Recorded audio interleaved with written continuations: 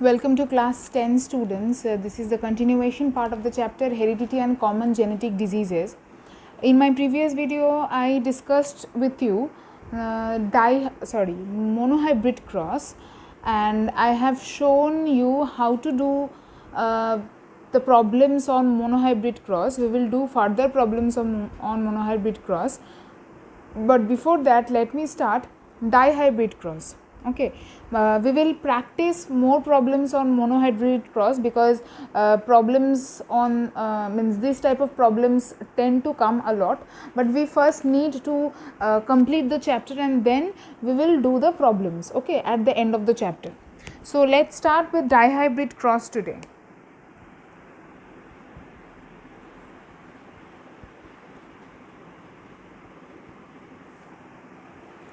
Now let's read the definition of dihybrid cross from the book to get an idea about what it is, and then we will perform a similar type of cross that we did in monohybrid cross. Okay. The definition says the genetic experiment of crossbreeding between two varieties of same species bearing two pairs of contrasting traits is known as dihybrid cross. So in monohybrid cross, what did we see? We saw that there was a crossbreeding between two species, two varieties of the same species, where the only difference between those two organisms was one pair of contrasting character. That is why the name was monohybrid cross, but here the name is dihybrid cross. The word di means two. So what is two here? The two pairs of contrasting characters of the organisms which are crossbred among themselves and who belong to the same species. Okay, so let's see how it is done. We will take you remember the 7 contrasting characters of Mendel. Okay, from there we will do round yellow. We will take a round yellow pea plant and we will cross it with a wrinkled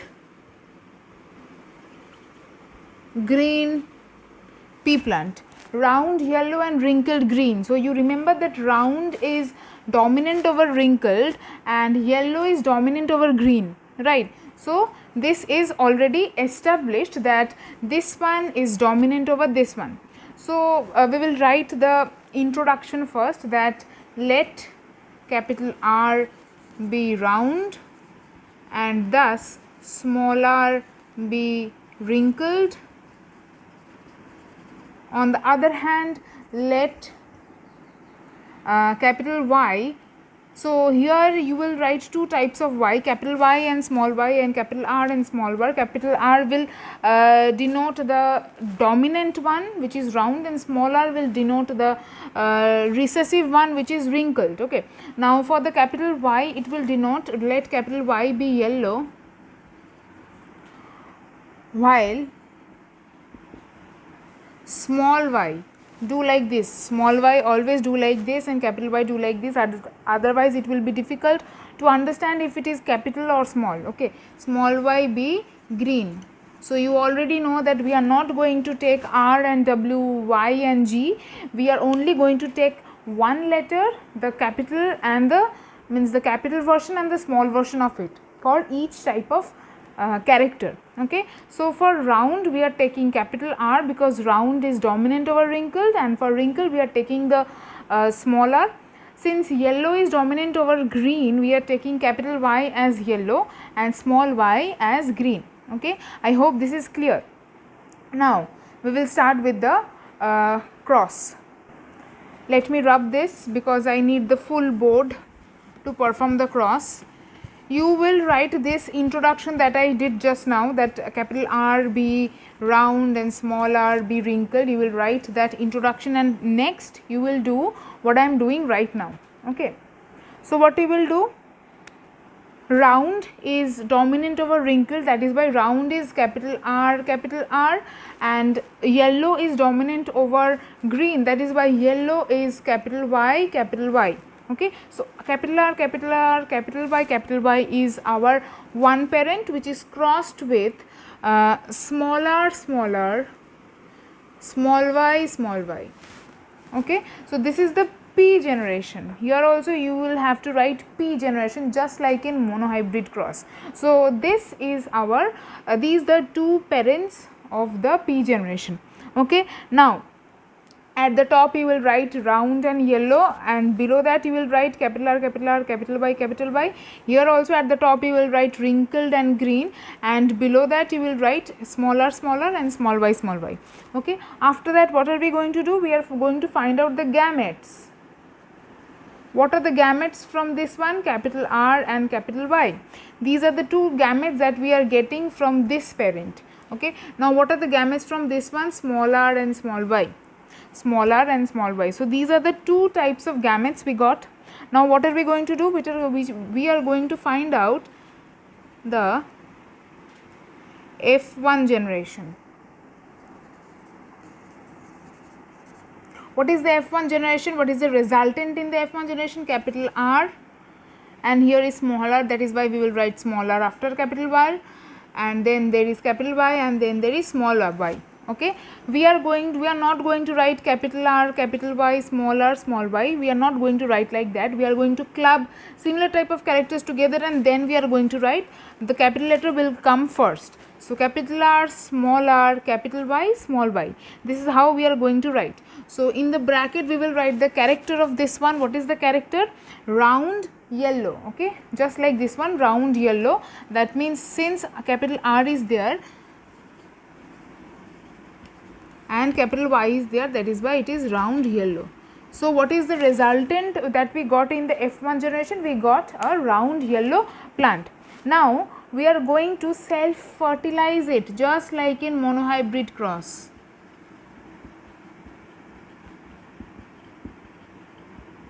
We are going to self fertilize it. Self fertilization, how will it take place? It is not as simple as in monohybrid cross. In monohybrid cross we just did that small Punnett square, ry on one side and ry on another side, but here we have two contrasting characters, two contrasting pair of characters. So we are going to need a different type of Punnett square. Okay, so we will not do the self fertilization here. We will first find out the gametes. Okay, we will first find out the gametes and then we will do the self fertilization of the gametes. So let's find out the gametes of this F1 generation. We will write gametes here. Okay, now what are the gametes of this F1 generation? 4 lines I drew, because there will be 4 capital R,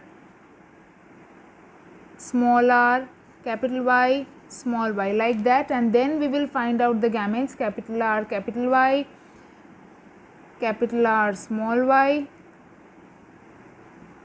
small r, capital Y, small r, small y. These are the gametes. I hope you can see at the bottom, right? Okay, so we easily, this is how we could find out the gametes from this one. So capital R, capital Y, capital R, small y, small r, capital Y, small r, small y. These are the 4 gametes that we got here. Okay, you will do in the exact similar way. Okay, next we will do the self fertilization. After this you draw an arrow downwards. I am drawing here, and write self fertilization.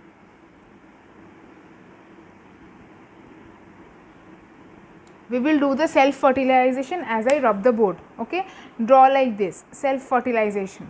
Okay, now let me rub the board. So how are we going to find out the F2 generation? We are going to find out the FT generation. How? We need to make a big Punnett square.